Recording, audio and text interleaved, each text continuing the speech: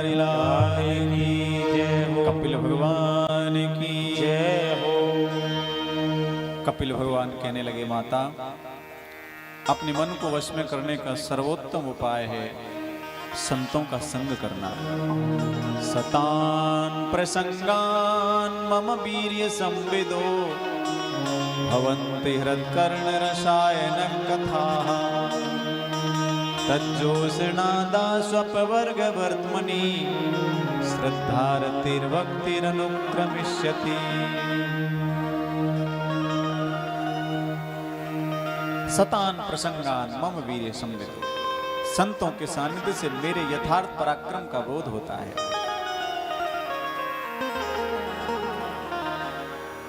उनकी प्रसंग से भगवान की माधुर्य भरी रस भरी कानों को रसायन प्रदान करने वाले, हृदय को अमृतत्व देने वाले, भवन्ति हृत्कर्ण रसायन कथा, हृदय और कानों को अमृतत्व देने वाली मधुर कथाएं होती हैं, जिसके प्रभाव से तज्जोषणादा स्वपवर्ग वर्त्मनि श्रद्धारतिर्भक्तिरनुक्रमिष्यति। मोक्ष मार्ग में श्रद्धा, भक्ति और विश्वास का उदय होता है। ये सब कथाओं से ही संभव है। इसलिए संतों का सानिध्य करना बहुत अच्छा अनुष्ठान है। अच्छे लोगों का संग करें, क्योंकि भगवान के जब तक पराक्रम का बोध नहीं होगा तब तक भक्ति नहीं हो सकती है।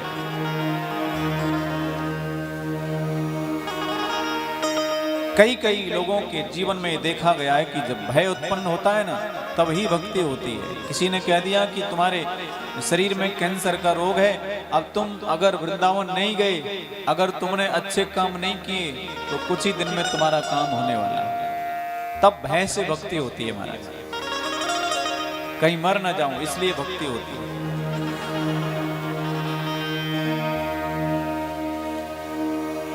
प्रेम से बोलो राधे राधे राधे।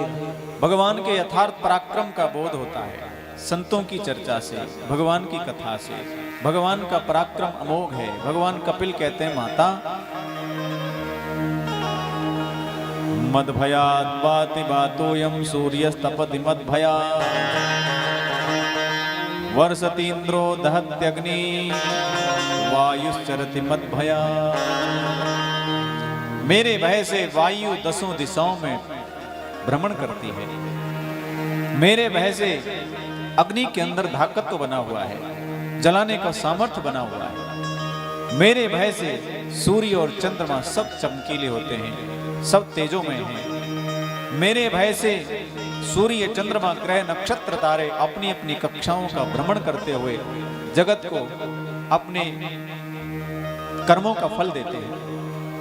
मेरे भय से सारा सृष्टि चक्र, वृक्ष, लता, औषधि अपने अपने समय पर ऋतुओं में फल फूल धारण करते हैं। नदियां निरंतर सागर की ओर दौड़ती रहती हैं। ये काल चक्र मेरे भय से चलायमान होता है। मैं जो करता हूं वही होता है। मेरी इच्छा के विरुद्ध यहां पर कुछ नहीं हो सकता। मेरी शक्ति अनंत है। मैं चाहूं मेरे इच्छा मात्र से ब्रह्मांड का, भुवन कोश का रचना हो जाती है, पालन हो जाता है, उसका प्रलय हो जाता है। और मेरी इच्छा मात्र से सारी सृष्टि का विनाश हो जाता है। जब तक मैं चाहूं जगत को धारण करके रखता हूं और मेरी इच्छा मात्र से सारे जगत का विलय हो जाता है। मेरी शक्ति अनंत है। जहां एक बहुत विशाल महल खड़े हैं, वहां एक क्षण बाद शमशान बन जाता है। जहां शमशान खड़े पड़े हैं, वहां एक क्षण में महल बन सकते हैं। मेरी अद्भुत पराक्रमशाली जो मेरी पराशक्ति माया है, वो अनंत शक्ति वाली है। उसके लिए कुछ भी असंभव नहीं है। हम लोग अपने जीवन में जब देखते हैं परमात्मा को कोसते रहते हैं, तुमने हमारे लिए क्या किया, तुमने हमारे लिए क्या किया। लेकिन भगवान ने हमारे लिए जो किया है ना, हम भगवान के लिए कभी नहीं कर सकते। जन्म होते ही हमें जिस स्थान की आवश्यकता होती है ऐसी पृथ्वी माता को बना करके पहले से विद्यमान रखा है। तुम्हारे जीवन के पूरे पुरुषार्थ को लगा करके भी तुम अपने लिए रहने के लिए पृथ्वी की रचना नहीं कर सकते। जिस वायु के ऊपर तुम्हारा एक एक क्षण आश्रित है, ऐसे उस वायु की रचना करके प्राण वायु के रूप में स्वयं तुम्हारे अंदर बाहर होता है। जिस प्रकाश के बगैर तुम एक क्षण भी नहीं रह सकते हो, एक दिन भी अगर सूर्य नारायण का उदय नहीं हो तो सारे संसार की गति रुक जाती है। ऐसे सूर्य भगवान को भगवान ने पहले से स्थिर किया हुआ है। अपने घरों में छोटे से लाइट का मीटर बिल आता है हर महीने, उसके बिल को देख करके भयभीत हो जाते हैं। कभी अगर सूर्य भगवान ने अपना बिल भेज दिया, तुमने अपने जीवन में कितनी लाइट का कितनी रोशनी का इस्तेमाल किया, लाओ अपना हिसाब करो। शहरों में लोग जो रहते हैं वो जानते हैं एक महीने में हजारों हजारों रुपए का पानी का बिल आता है। अगर किसी दिन वरुण देव ने अपना बिल भेज दिया, कितना पानी तुमने पिया, कितने पानी से स्नान करके बहा दिया, कितने पानी में कपड़े धोकर के नाली में फेंक दिया, हिसाब करो। हॉस्पिटल जाते हो तो 5 मिनट भी ऑक्सीजन लगती है तो उसकी बड़ी कीमत वसूलते हैं डॉक्टर लोग। ऐसी प्राणवायु को ऑक्सीजन को 24 घंटे तुम सेवन करते हो और सो जाते हो तब भी तुम्हारी ऑक्सीजन बंद नहीं होती है। अगर किसी दिन वायु देवता ने अपना हिसाब चुकने का आपको बताया कि लाओ मेरा हिसाब करो, तब क्या करोगे? परमात्मा ने जो किया है वो हम परमात्मा के लिए कभी नहीं कर सकते। अज्ञानी लोग कहते हैं कि भगवान ने मेरे लिए कुछ नहीं किया। अरे उन्होंने जो कुछ किया है तुम्हारे लिए ही किया है, वो अपने लिए कुछ करते ही नहीं। अकर्ता है, स्वयं की उनकी कोई इच्छा नहीं होती, लेकिन अपने भक्तों के लिए वो सब कुछ करते हैं, लीला विलास के लिए सब कुछ करते हैं।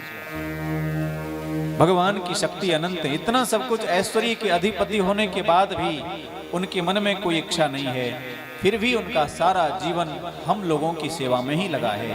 ऐसे उन परमात्मा को हम कैसे कह सकते हैं कि आपने हमारे लिए कुछ नहीं किया?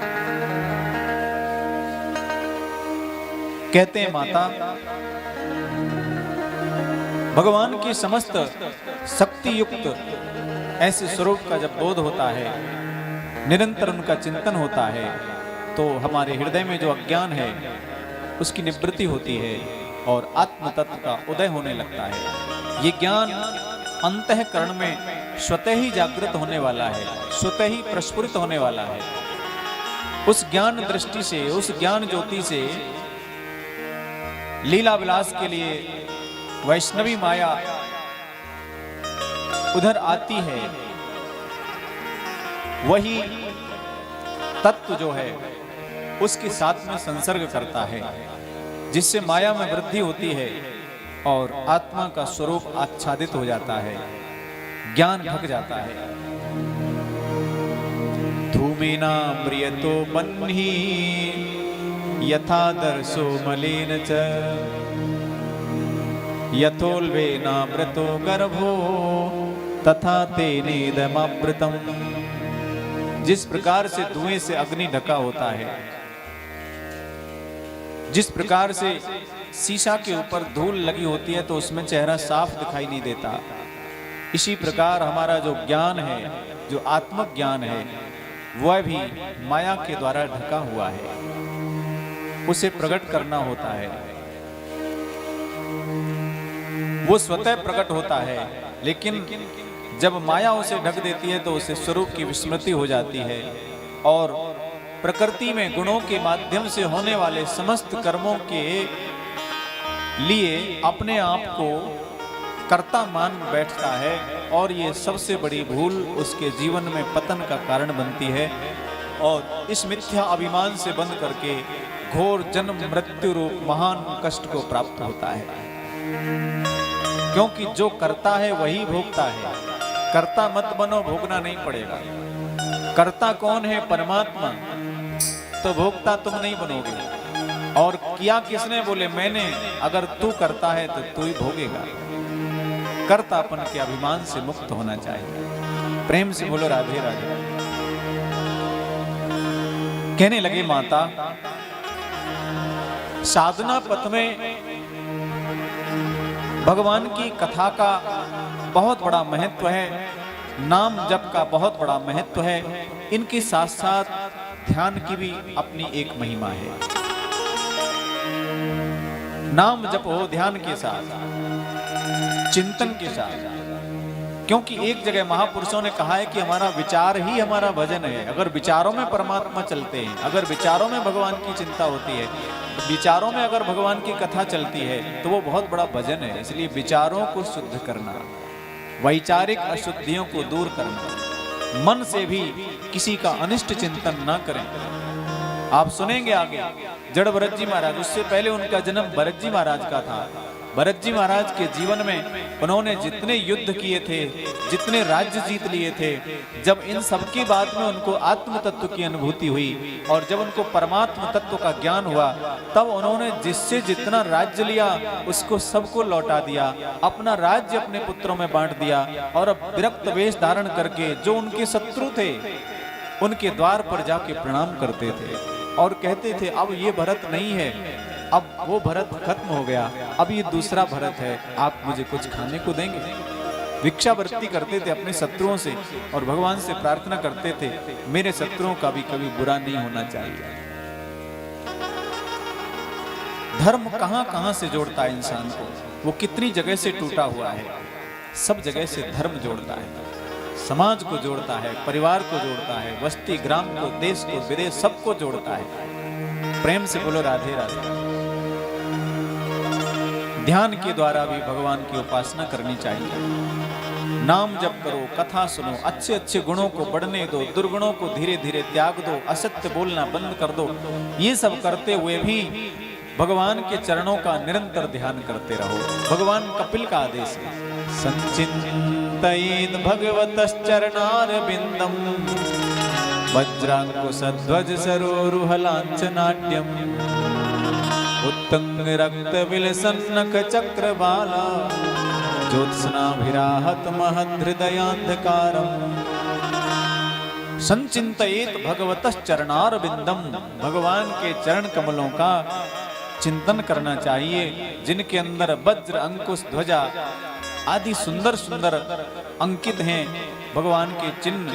ऐसे चरण चिन्हों का ध्यान करने से जिनकी नख चंद्र छटा हमारे हृदय के अहंकार को नष्ट कर देती है,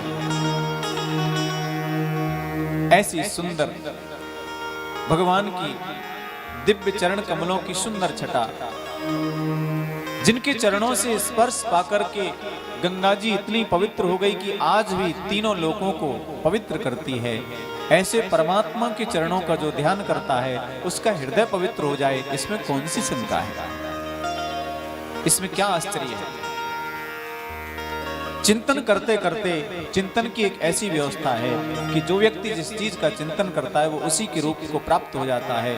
और चिंतन जब पूरा होता है तो जो भी संत महात्मा ज्ञानी अमलात्मा जिनकी साधना सफल हो जाती है वो अंतिम चरण में स्वयं बोलते हैं कृष्णोहम रामोहम सोहम सर्विदम खलविदम सर्वम खलविदम ब्रह्मा तत्त्वमसि। मैं वही हूँ, मैं ही राम हूँ, मैं ही कृष्ण हूँ। क्योंकि चिंतन करते करते अपना सब कुछ नष्ट हो जाता है, अहंकार दूर होते ही वह ईश्वर तुम्हारे अंदर ही प्रकट हो जाता है। तब उसके स्वरूप में और आपके अंदर बिल्कुल अंतर नहीं रहता, वही सतचित आनंद रूप आपका है और वही परमात्मा का है।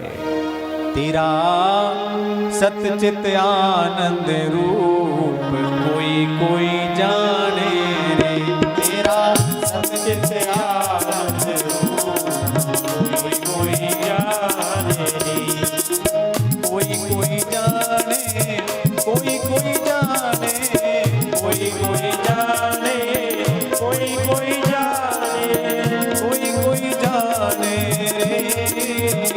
तेरा सतचित आनंद रूप कोई कोई जाने, तेरा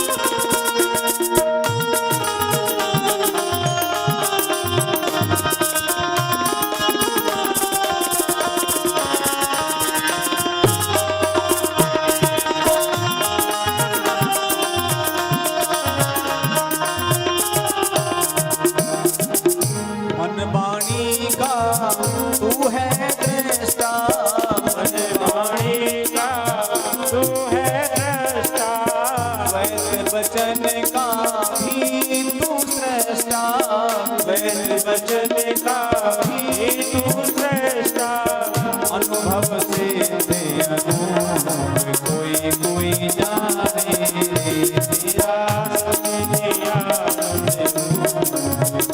कोई जाने हो।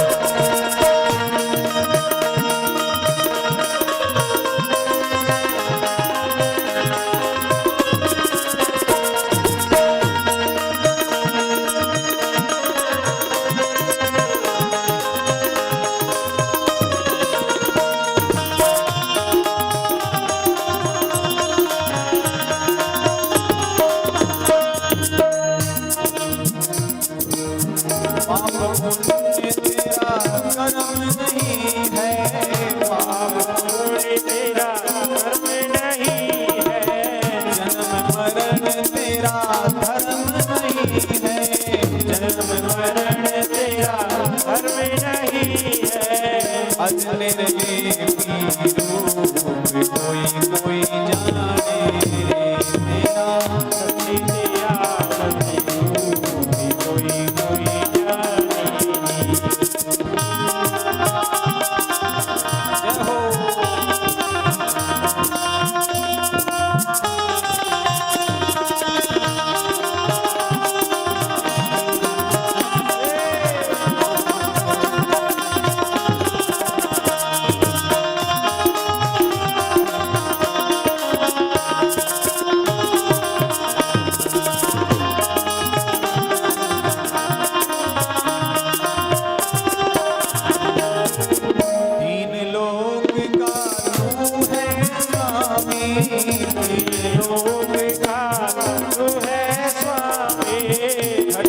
व्यापक अंतरयामी, घट घट व्यापक अंतरयामी, जो माला में सूंद कोई कोई जाने रे, सचिन याद कोई कोई जाने।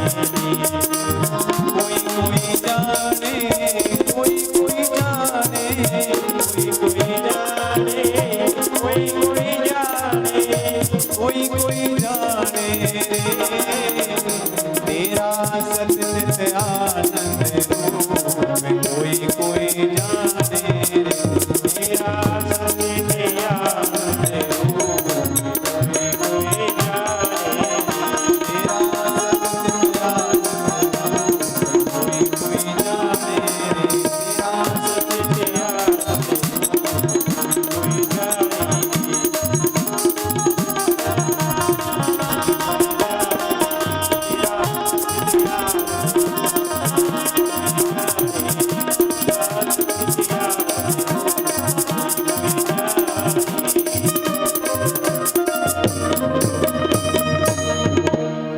वृंदावन बिहारी लाल की जय हो।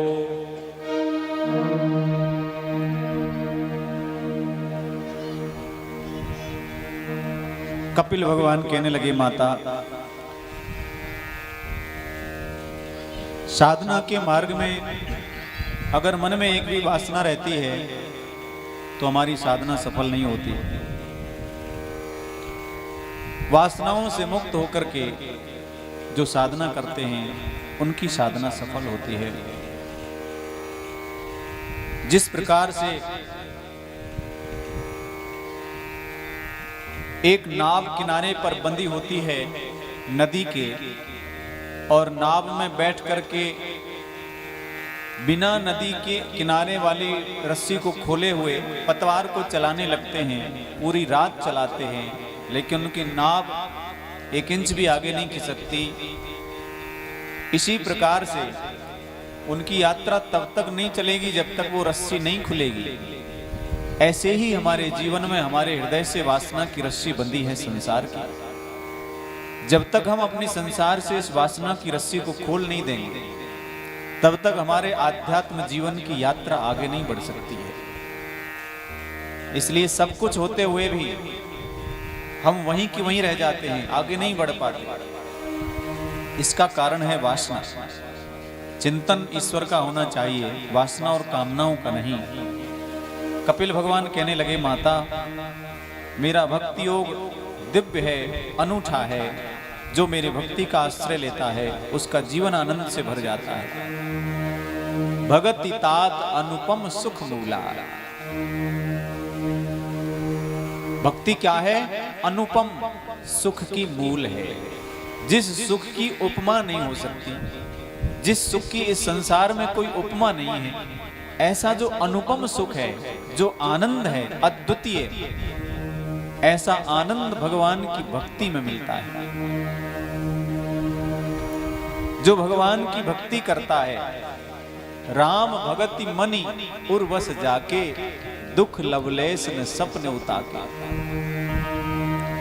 जो इच्छा करी हो मन माही, हरि प्रसाद कछ दुर्लभ नाही। सब कुछ मिलता है। भगवान कपिल कहने लगे, माता बहुत से लोग ऐसे हैं जो मेरे से विमुख रहते हैं, जो कामी हैं, जो विषयासक्त हैं। ऐसे लोगों की जो इस संसार में दुर्दशा होती है, जो दुर्गति होती है, जिस प्रकार से आकाश में मेघ वायु की ताकत को नहीं जानता,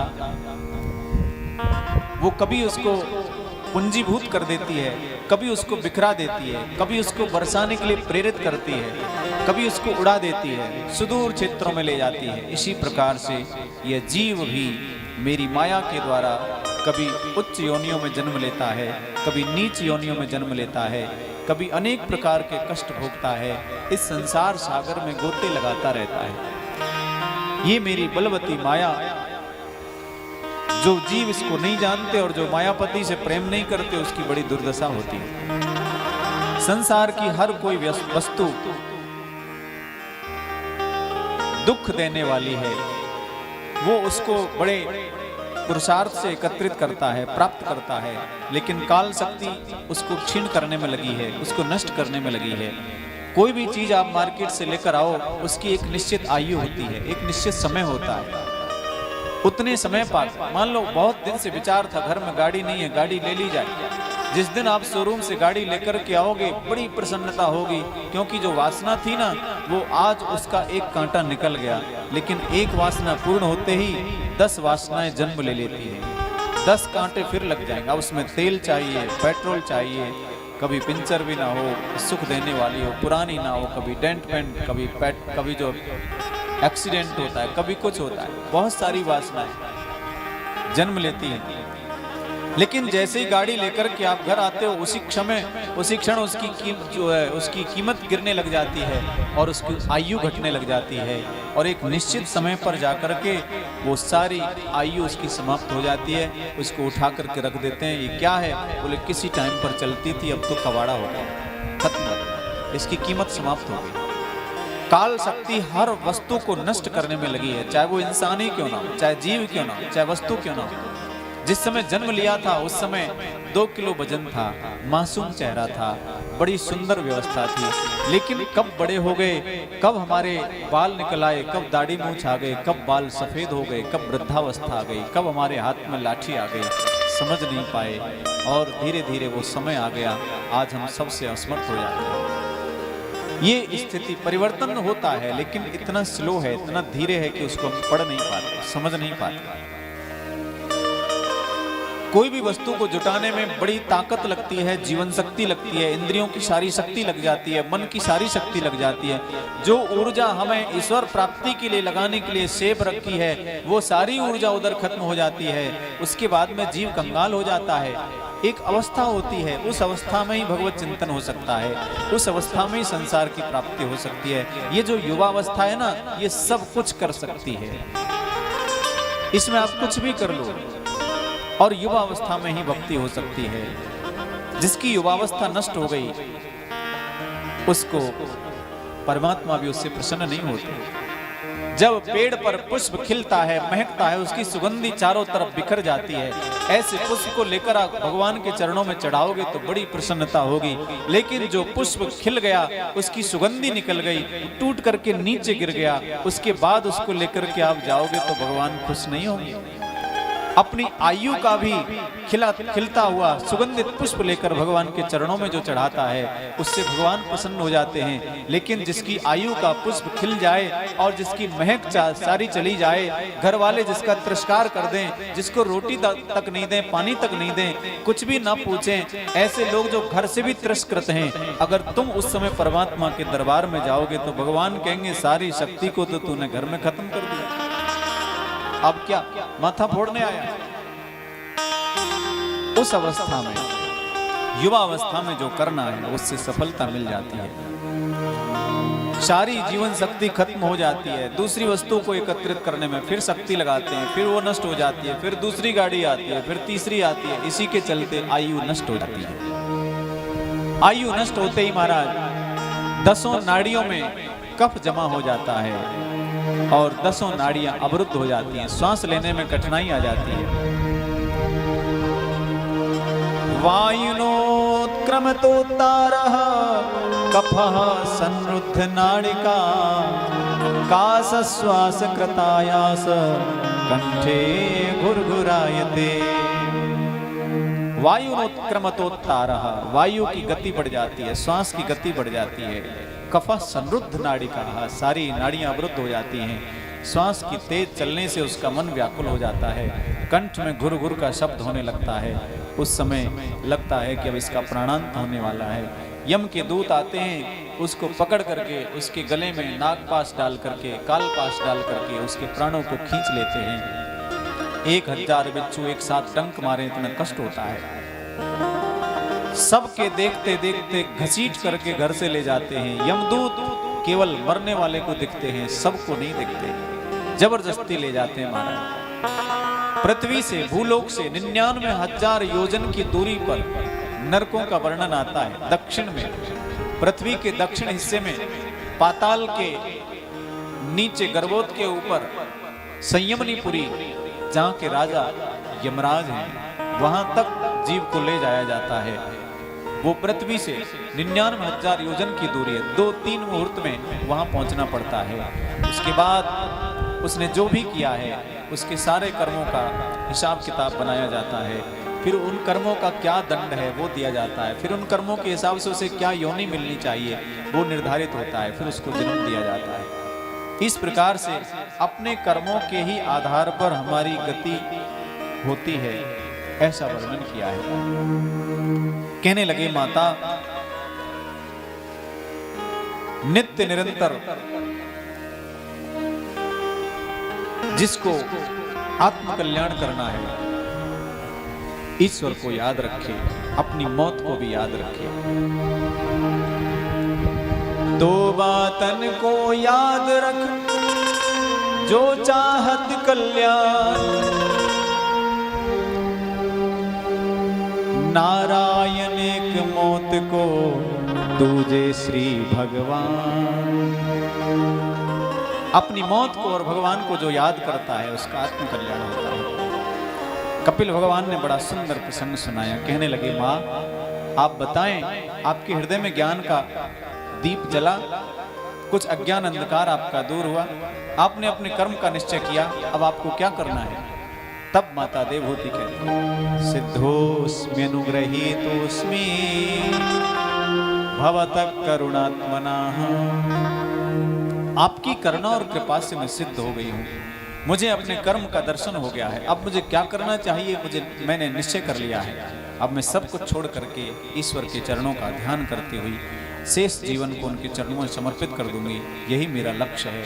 भगवान बड़े प्रसन्न हुए, बस आपकी मानसिक स्थिति ठीक हो गई, अब आपका कल्याण होना निश्चित है। भगवान कपिल चल दिए और चल करके महाराज भारत के पूर्वी इलाकों का भ्रमण करते हुए जहाँ पर गंगा जी सागर में लीन होती हैं, वहाँ गंगा सागर क्षेत्र में पहुँचे। उस तीर्थ में जाकर समाधि लगा करके बैठ गए। गंगा सागर तीर्थ की महिमा इतनी बढ़ गई कपिल भगवान के पहुँचने से, इसलिए लिखा है कि और तीर्थ बार बार, गंगा सागर एक बार। कपिल भगवान सांख्य योगाचार्य, आत्म कल्याण करने में प्रवीण, ऐसे महापुरुष यहाँ पर आज भी विराजते हैं। बोलिए कपिल भगवान की जय हो।